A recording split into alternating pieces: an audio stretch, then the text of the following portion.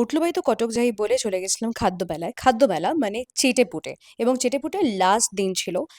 প্রচুর ভিড় লেবুতলা পার্ক, যেটা পুজো হয় বড় করে সন্তোষ মিত্র স্কোয়ারে, সেখানে ঠিক এই রকম ভিড়, এই লেভেলের ভিড় দেখে মোটামুটি আমাদের চক্ষু চড়ক গাছ। তারপর আমরা দেখতে পেলাম বাস।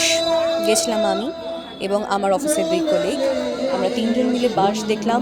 ধোঁয়া ওঠা বাস দেখে আমরা মনে করলাম যে আমাদের বাসটা কিনে নিয়ে যাওয়া উচিত, কারণ জীবনে প্রচুর বাস আমাদেরকে অন্যরা দেয়। খুশি খুশি আমরা বাস কিনলাম। তারপরে চিকেন চিজ কি ছিল একটা, সেটা একটা খেলাম। খাওয়ার পর এই যে মধুকল্পিতা দিদি সেখানে একটু বাঁশ ফ্লন্ট করে কাকে দেবে কিভাবে দেবে সেসব একটু প্ল্যান ট্যান করে তারপরে যেটা হয়েছে, আমি ভেবেছিলাম দারুণ একটা ব্লগ বানাবো, রিলস বানাবো, কিন্তু হয়নি। এবার আমরা বেরিয়েছি খাদ্য মেলা থেকে।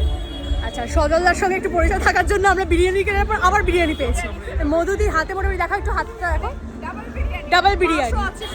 কি আছে? মাছ, ও বাঁশ, বাঁশ, হ্যাঁ হ্যাঁ, বাঁশ বিরিয়ানি। বাঁশটা আমরা নিজে কিনেছিলাম, তারপর সজলদা আবার দাদা বৌদির বিরিয়ানি দিয়েছি।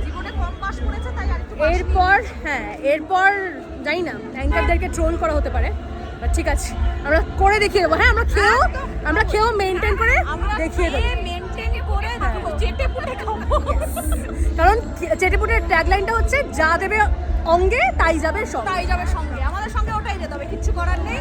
আর চেটেপুটাতে আসবো, ব্যাম্বো বিরিয়ানি খাবো না, এটা হয় না। তাই আমরা নিজেরাই নিজের দায়িত্ব নিয়ে বাস নিয়েছি। এবার বাড়ি যাই, চলো টাটা।